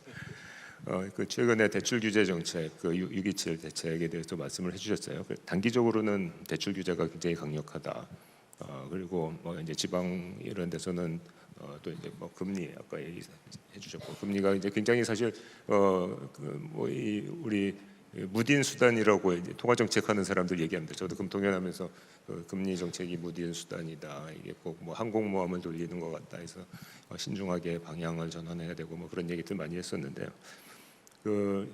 저도 단기적으로 대출 규제의 영향력 말씀하신 거 전적으로 동의하고, 제가 2021년에 그 금융위원장 할 때도 이제 제가 8월달에 위원장이 되고 7월까지는 금통위원을 했습니다. 그래서 그때 당시에도 2020년 코로나 그 사태 이후로 급격하게 돈이 많이 풀렸고 그러면서 2021년 초에 연끌 대출 하면서 부동산 시장 폭등을 했고 가계부채가 10%씩 매달 늘어났었습니다. 그러던 와중이어서 제가 7월달 금통위하면서 당시에 코로나 사태 때문에 어렵긴 하지만 지금 빨리 금리 인상을 해야 된다 하고서 이제 금리 인상 소수 의견도 냈었고 금융위원장 되면서는 대출 규제를 아주 강력하게 해야 된다 하면서 그동안 좀 DSR 도입 일정이 좀 늘어져 있었는데 그걸 앞당겨서 빨리 시행을 했던 그런 경험도 있고요. 근데 당시 생각해 보면 대출 규제 강력하게 하면서 좀 안정이 됐고 그게 그 다음에 금리가 이제 계속 인상되면서 또 어떻게 보면 또 이게 너무 많이 떨어지는 거 아닌가 하는 그런 걱정을 또 잠시 했었지 않습니까? 그때 이제 부동산 PF 문제도 많이 됐었고 지금도 좀 비슷한 상황인 것 같기도 하고 그래서 대출 규제로 일단 급한 저거는 끈 것 같습니다. 근데 사실 이 수요 억제책이 세금 문제도 있고 그런 것들이 이 대응 방안이 되긴 하겠지만 장기적으로는 이제 공급 문제 아까도 많이 말씀을 해주셨는데요. 이게 중요하다고들 얘기를 하는데 지금까지는 새 정부 출범하고 나서 이 대출 규제 정책 말고 아직 가시화되고 있지는 않은 것 같은데요. 새 정부에서의 그 부동산 정책 방향 이런 게 좀 어떻게 가야 된다고 이렇게 보십니까? 위원장님께서 이미 말씀을 다 해주셔가지고 저는 좀 부연 드리는 거로 좀 말씀을 드리면은 아까 제가 시장의 체질이 많이 달라졌다. 아까 지금은 부동산 중독 사회가 아니라 아파트 편식 사회로 넘어왔다. 그러면은 과거에는 땅도 사고 빌딩도 사고 상가도 사고 단독주택도 샀지만 지금은 자금이 분산되지 않고 아파트만 쏠리면은 시장이 과거보다 저는 슈퍼파워가 됐다고 보거든요. 그러니까 공룡처럼 변해버린 거죠. 아파트 시장으로 한정해 본다면은. 그래서 이 참 시장을 대하는 정부 입장에서도 어떻게 보면은 좀 조심스럽고 그리고 정치하고 그런 이제 좀 더 과거와는 다른 좀 하이 퀄리티라 할까요? 그런 이제 정책을 펴야 되는 이런 어려움이 없지 않아 있죠. 그래서 이제 요번도 이제 그렇게 해서 6.27 대책이 나왔죠. 근데 위원장님 말씀하신 것처럼 대출 규제가 단기적인 처방인 거는 여러분들이 잘 아시죠. 그러니까 금방 시장이 내성이 생겨버리는 그런 측면이 있죠. 그래서 이제 위원장님 말씀하신 것처럼 이게 투 트랙으로 가야 되거든요. 하나는 공급 쪽이 또 있어야 되고 어떻게 보면 공급이 가장 정직한 시장 안정 책이라는 거 맞죠. 그런데 이제 공급은 장기간에 이제 될 수 있는 거고 재건축은 10년 걸려요. 그러면은 이 비탄력적이란 말이에요. 그러면. 근데 이게 수요 사이드는 못 기다려요. 그때까지 성질이 급해요. 그러다 보니까 이게 엇박자 부분을 어떻게 할까 문제인데 그래서 제가 투트랙이라고 말씀을 드렸던 거는 한쪽은 공급을 가야 되고 한쪽은 이제 이거를 저는 수요 쪽 사이드를 좀 과거와 좀 다른 접근을 말씀을 드리면은 이게 그 동안에는 이제 그 수요 쪽이 두 가지가 있거든요. 하나는 수요 조절이 있어요. 또 하나는 수요 분산이 있단 말이에요. 수요 관리는 두 가지가 있다고 제가 말씀을 드려요. 하나는 이제 수요 조절은 뭐냐면은 전부 다 어떻게 보면은 한꺼번에 집을 살려고 그러면은 병목 현상이 생기잖아요. 그러면은 이게 수요를 이연시켜줘야 된단 말이에요. 그러니까 3, 4년 뒤에 살 사람까지 지금 사버리면은 그러면 이게 오버슈팅이 나타나잖아요. 그러면은 이거를 어떻게 보면은 지금 당장 안 사고 그러면 천천히 사도록 한다는 게 어떻게 보면은 중요한 건데 대부분이 무주택자들이 불안에 극에 달하면요 반드시 패닉 바잉이 나타납니다. 항상 장기 무주택자들이 집을 사기 시작하면은 그거는 거의 다 어떻게 보면은 이게 불장이 아니라 이 집단 광기까지 가버립니다. 최근에 제가 5, 6월 달은 이건 불장이 아니라 집단 관계였습니다. 그런데 누구나 다 수요자들은 지금은 다주택자들이 집 사는 사람 없어요. 다 뭐예요? 불쌍한 사람이 집을 사는 거예요. 안쓰러운 사람이 집을 사는 거예요. 다 효자고 뭐냐면은 따뜻한 가장이에요. 자기 딸한테 아들한테 잘하는 가정이에요. 그 눈물이 모여서 광풍이 되는 거예요. 어떻게 하실래요? 그래서 무주택자들한테 기다리십시오. 공급을 많이 할 테니까 지금 사지 마시고 조금 어떻게 보면은 수요를 어떻게 보면은 좀 이따 사시라는 그런 신호를 어떻게 계속해서 보내는 게 수요 어떻게 보면은 관리해서 조절책으로 쓰는 거죠. 그리고 대출을 조금 어떻게 보면은 통제를 하는 거죠. 그게 수요 조절이고요. 또 하나는 수요 분산이 있다고 말씀을 드리는데 수요 분산은 두 가지예요. 하나는 금융 쪽으로 주식 쪽으로 이게 돈이 어느 정도 분산되도록 해야 되는 거죠. 또 하나는 지금 모든 집값의 문제는 바로 아파트 문제라고 그랬잖아요. 결국은 수도권 과밀화에 있습니다. 그러면은 지역으로 어떻게 보면 수요가 분산되도록 하는 이게 어떻게 보면은 또 하나의 방책이라는 거죠. 지금 서울 수도권에 보면은 지금 면적은 한 12% 되는데 인구는 50.5%가 살아요. 이 모든 것이 수도권 과밀화에 비롯되는 겁니다. 그러면은 공기업 이전이라든지 뭐 세종시 완성이나 이런 걸 통해서 어느 정도 지방으로 좀 분산하는 거. 그다음에 아까 말씀드린 이런 주식시장 쪽으로 금융상품 쪽으로 조금은 이동하게 하는 거. 어떤 사람이 이렇게도 얘기해요. 주식은 쌈짓돈이고 부동산은 목돈이다 이런 얘기를 하거든요. 저는 그런 줄 알았는데 요새 젊은 세대들도 그렇지도 않더라고요. 뭐 한 종목에 뭐 5, 6천만 원 넘는 사람도 많더라고요. 그래서 제 생각에는 이런 조금은 그러니까 부동산 몰빵 사회에서 조금 이렇게 균형적인 어떤 자산 배분이라는 그런 측면에서 어떻게 보면은 정책도 같이 가야 된다. 그래서 제가 드리고 싶은 말씀은 결국은 공급이 가장 정직하다. 그쪽으로 결국은 무주택자들이 희망을 갖도록 그런 신호를 보내야 돼. 그게 신호가 어떻게 보면 믿음이 돼야 되거든요. 그래야 수요가 이렇게 한꺼번에 안 몰린다. 그 다음에 아까 말씀드린 그런 수요, 그러니까 조절하고 그다음에 수요 분산이라는 이 방법을 통해서 지금 어떻게 보면 집값을 안정시키는 어떤 그런 방법이 아닌가. 뭐 저 이런 생각을 해보고 있습니다. 예. 네, 그 부동산 비중이 우리 자산에서 너무 높고 75% 되고 이 금융자산 비중이 낮아서 가능한 한 좀 금융자산 쪽으로 유도해야 된다. 전적으로 동감하고요. 사실 금융위원회 뭐 정부도 그렇게 하려고 굉장히 노력을 하고 있는데 그게 쉽게 이제 빨리 전환은 잘 안 되는 상황인 것이죠. 이제 많은 분들이 진짜 궁금하실 만한 게 하반기에 집값이 어떻게 될 것 같은지, 내년에 집값이 다시 오를지 그거 어떻게 봐야 되겠습니까? 그것까지 알면 돗자리 펴야 되고요. 예.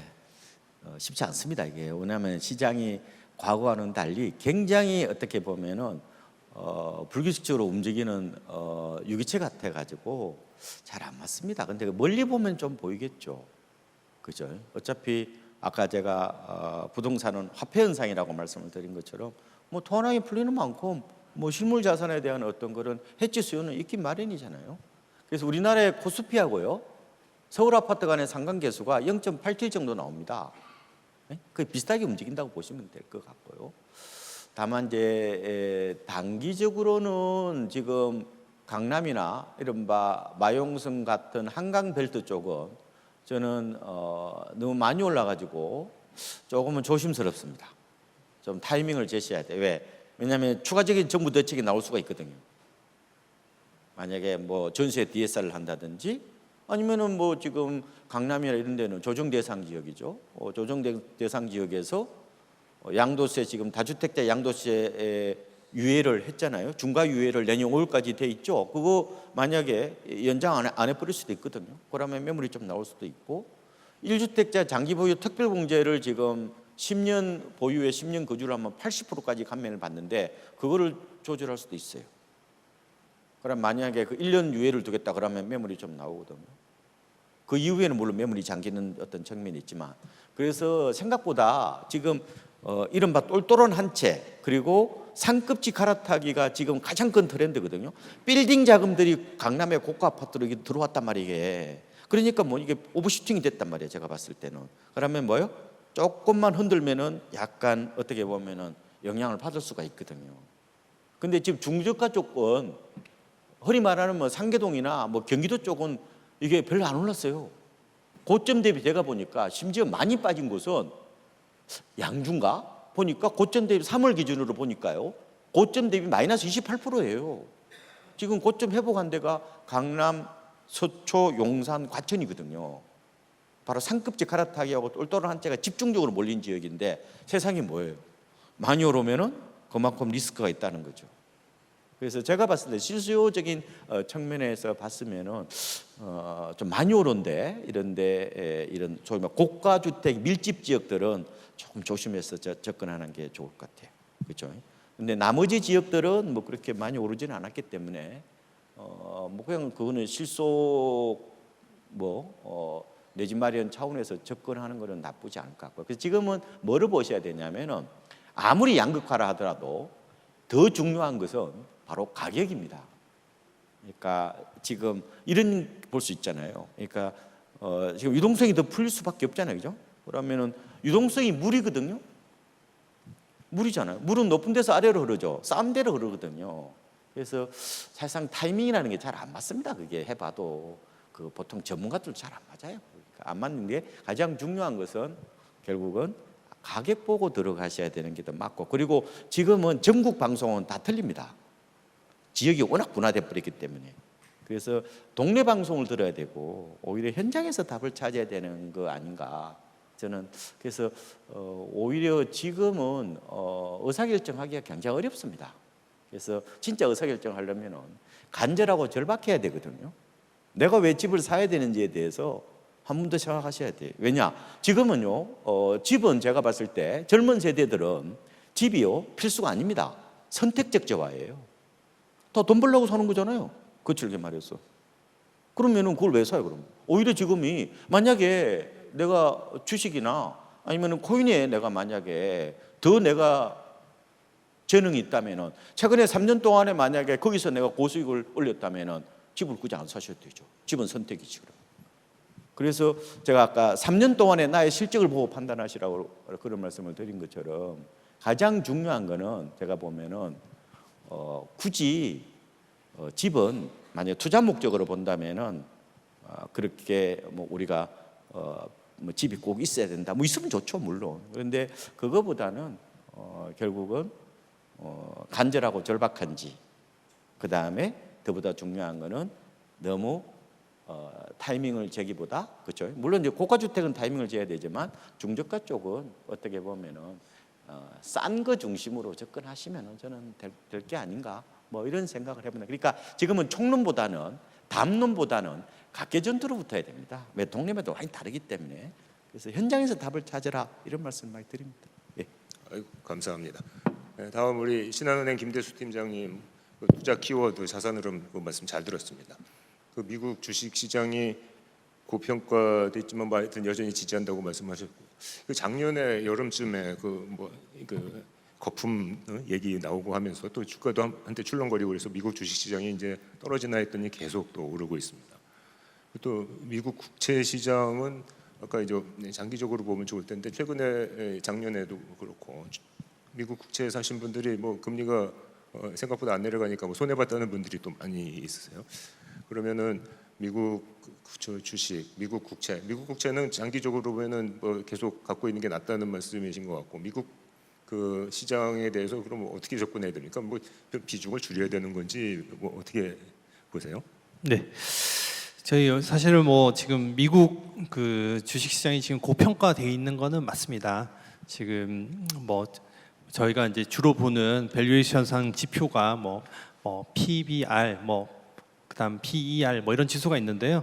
정가 대비해서도 지금은 한 4.5배 정도. 참고로 저희는 지금 이제 겨우 1.1배 정도 찍었거든요. 그리고 일본은 한 2배 정도 됩니다. 그래서 미국이 여전히 좀 비싸다라는 부분은 분명히 맞고요.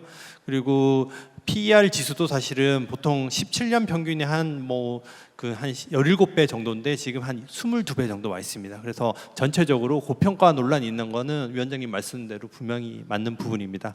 하지만 지금 미국도 지금 중국과 여타 다른 나라와 AI 기술 패권 다툼 중에 있습니다. 그래서 저는 개인적으로 미국의 AI 사이클은 여전히 유효하다라고 생각을 하고요.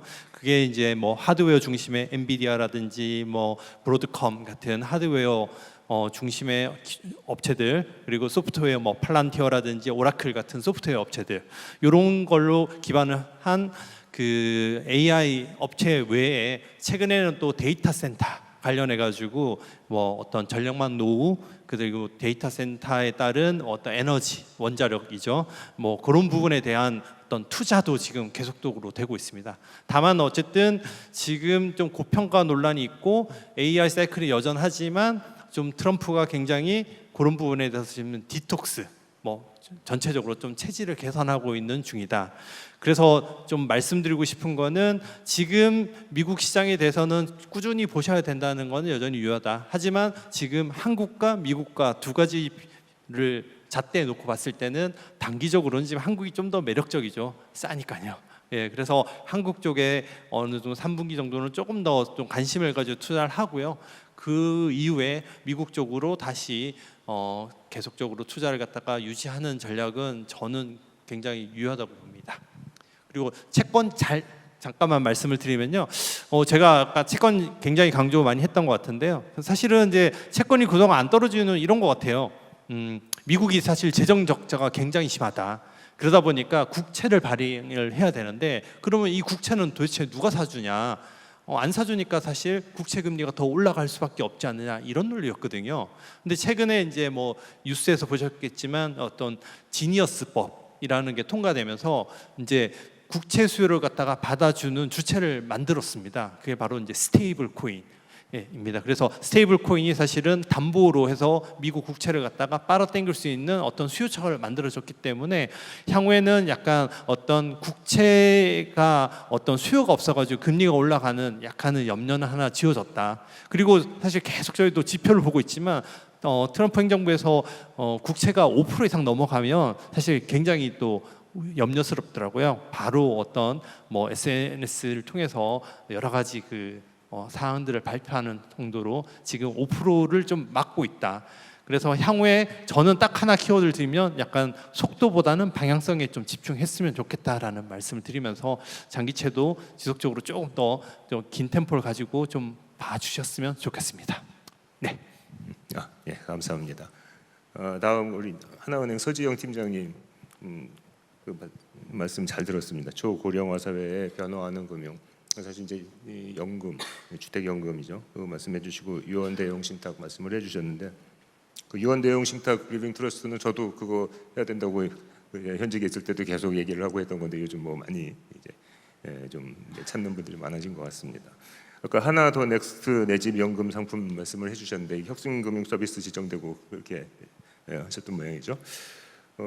이게 민간 영목이지하고 차이 말씀을 해주셨어요. 그래서 정부도 사실 그 주택금융공사 등 통해서 영목이지 상품 내놓고 이거를 많이 사실 홍보를 했었죠. 이제 앞으로 고령화 사회에 대비하는 용도다 이런 얘기를 많이 하고 했었는데 아까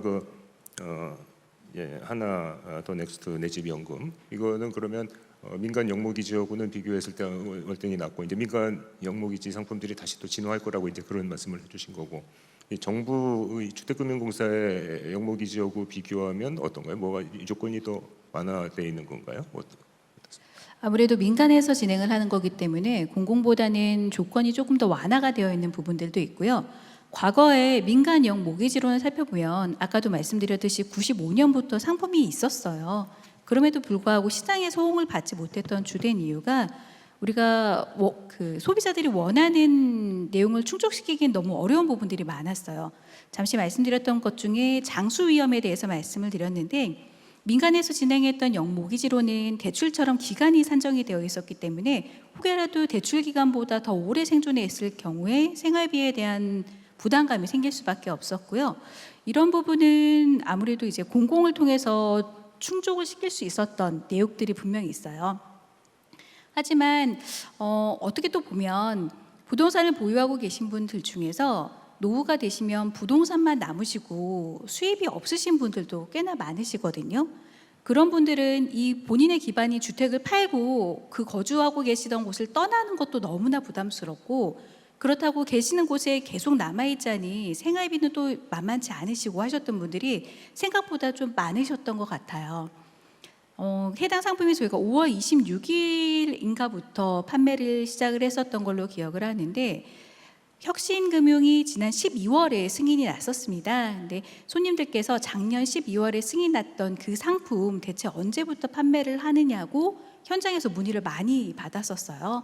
그리고 실제로 5월 26일 시행하자마자 나 첫 번째로 가입을 하시겠다고 찾아오셨던 분들도 있으셨고요. 그러니까 그만큼 내가 갖고 있는 부동산의 가치는 많이 올랐지만 실질적으로 생활하기 위한, 소비를 위한 수입이 없으셨던 분들한테는 절실하게 필요했던 상품이 아니었나 싶습니다.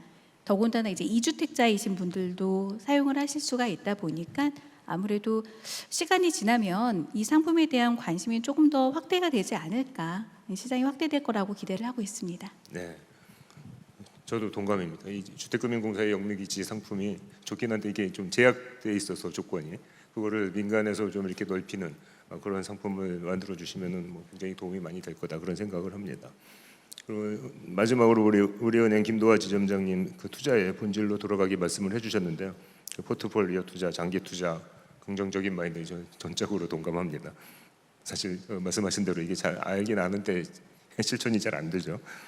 그 이제 미국보다도 일본, 인도, 유럽 시장 그쪽 다변화 사실 필요하죠. 근데 지금까지 보면은 아까 김대수 팀장님께도 저 질문 드렸었지만 이게 뭐 미국에 그냥 거의 올인하고 있었어요. 어떻게 보면 해외 투자하면은 그냥 미국 시장에 투자하는 거로 그렇게 돼 있었는데 이거를 이제 뭐 아까 국내 주식이 좋아지니까 국내에도 좀 더 관심을 가져야 된다고 말씀을 하셨지만 이 해외 시장 중에서 보자면 미국을 그러면 좀 줄이고 이런 다른 지역에 투자를 늘리고 이게 좀 비중을 어느 정도 하는 게 그거 뭐 참 어려운 얘기입니다만 네. 예. 사실 이제 미국이라는 나라가 글로벌 자산 시장에서 차지하는 비중이 워낙 크기 때문에 미국을 제외하고 투자를 생각하기는 사실 힘든 상황이고요. 펀드를 보더라도 미국 펀드가 아니라 글로벌 펀드를 보더라도 안에서 국가별 비중을 살펴보면 미국의 비중이 60-70%인 펀드들이 사실 대부분이거든요. 다만 지금까지는 말씀하셨던 것처럼 거의 미국의 100%, 뭐 90% 이상, 100% 정도 미국에 투자를 했다면 말씀하셨던 대로 이제 가격이 조금 비싼 부분이 있으니 다른 나라로 조금은 비중을 줄이자라는 의미고요. 개인적으로는 그래도 60% 정도는 미국에 투자를 하고 나머지 시장으로 조금 나눠서 투자를 해야 되지 않을까라고 생각을 하고요.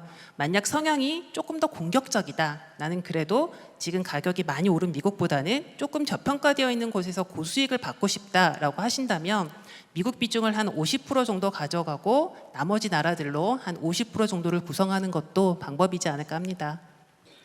감사합니다. 그 지금 이제 시간이 한 2분 정도 여기 남은 것 같습니다. 혹시 여기 앉아 계시는 분들 중에 질문하시고 싶으신 분 계신가요? 네, 질문해 주십시오. 마이크가 있어야 될 것 같은데요.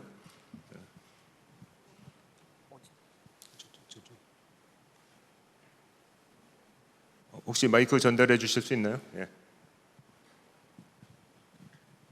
말이 저기 부동산에서 금융 쪽으로 간다고 말은 하지만은 지금 뭐 대주주 양도세 50억에서 10억에서 50억을 올린 그 부분을 또 10억으로 낮춘다는 말이 있어요. 그러면서 며칠간 주가가 변동성이 심해지고 이런데 그 부분에 대해서 말씀해 주셨으면 좋겠습니다. 네. 누가 말씀해 주실까요? 우리 김대수 팀장님. 뭐 사실 뭐 여러 가지 정책적인 변화가 요즘 계속 많이 일어나고 있습니다. 뭐 상법 개정안 뭐 아시겠지만, 그리고 사실 주식을 할 수 있는 좀 약간은 우호적인 환경으로 정부가 계속 체제 개선을 하는 부분에 그런 양도세, 대주주 양도세 기준을 갖다가 다시 복귀하겠다라고 하는데요. 저는 그렇습니다. 사실은요. 뭐 대주주 양도세지만 사실 금액이 뭐 10억, 50억이 사실 일반인들이 사실을 체험하기 사실 큰 금액이라고 저는 생각을 합니다. 그래서 일부분에 대한 그 어떤 제도 개편이 사실 전체 주식 시장을 갖다가 흔드는 거는 좀 약간 좀 너무 좀 과도하게 좀 움직이는 거 아니냐라는 저는 생각을 좀 가지고 있습니다. 그보다는 약간 더 본질적인 어떤 자사주 소각이라든지 뭐 배당주 분리과세라든지 이런 좀 굵직굵직한 사안에 좀 더 집중해서 좀 봐주시면 더 좋지 않을까, 저는 그렇게 생각합니다. 네, 혹시 또 계신가요? 안 계시면 아까 그 처음에 그 두 번째 질문을 제가 답변을 이제 하시려고 하다가 못했는데, 그 외화가 유출이 된다든지 무슨 자금 세탁에 이용되는 거 아니냐, 이런 그 부정적인 부분에 대해서는 어떻게 생각하세요? 그 정부는 걱정을 하겠죠. 네. 그 위원장님께서 지적하신 부분 뭐 정확히 맞는 말씀이시고요. 이게 다만 그 외화 유출과 자금 세탁 방지 관련된 거, 그 자금 세탁 방지 관련된 거는 지금 디지털 자산 기본법이 발의되기 전에 특검법에서도 강조됐었고, 가상자산 이용자 보호법에서도 이제 그거는 뭐 당연히 챙겨야 할, 뭐 산업진흥을 위해서 그걸 포기해야 될 거라고는 전혀 생각하지 않습니다. 예, 당연히 그거는 해야 되고, 그래서 미국에서도 지금 지니어스 액트라고 하는 스테이블 코인 법안에서 은행권, 기존의 뭐 그런 자금 세탁이라든지 여러 가지 외환 유출 관련된 그 리스크 관리 체계, 내부 통제를 갖고 있는 은행권한테도 주지만 그 비은행권한테도 그 인가를 받을 수 있는 이제 그 기회를 제공하는 건데, 다만 그런 비은행권 같은 경우에도 은행권에 적용되었던 그런 규제들은 당연히 다 지켜야 된다. 이런 것들을 지금 규제로 마련하고 있고, 사실 그래서 우리나라에서도 은행권뿐만 아니라 빅테크 비금융권에도 이거를 같이 제공할 거냐, 이런 것들이 이제 맨 처음에 그런 의견들이 이제 수렴되고 있었고, 지금 당장은 좀 약간 신중한 기조로 그래도 그 은행권한테 요구되는 것들을 비은행권이 그걸 다 충족할 수 있겠냐, 뭐 이런 뭐 의견들도 있습니다. 그래서 아마 정부에서는 그런 것들을 좀 고려를 하셔서 자금 세탁이라든지 외환 유출 이런 것들이 문제가 생기지 않도록 당연히 고려하실 거라고 저는 생각하고 있습니다. 네, 네, 감사합니다. 뭐 시간이 4시 반이 됐습니다. 이 전문가들 어렵게 모셨기 때문에 더 많이 말씀을 듣고 싶지만 시간이 다 됐기 때문에 이상으로 토론을 마쳐야 될 것 같습니다. 오늘 5분 전문가님들 정말 대단히 감사하다는 말씀드립니다. 감사합니다.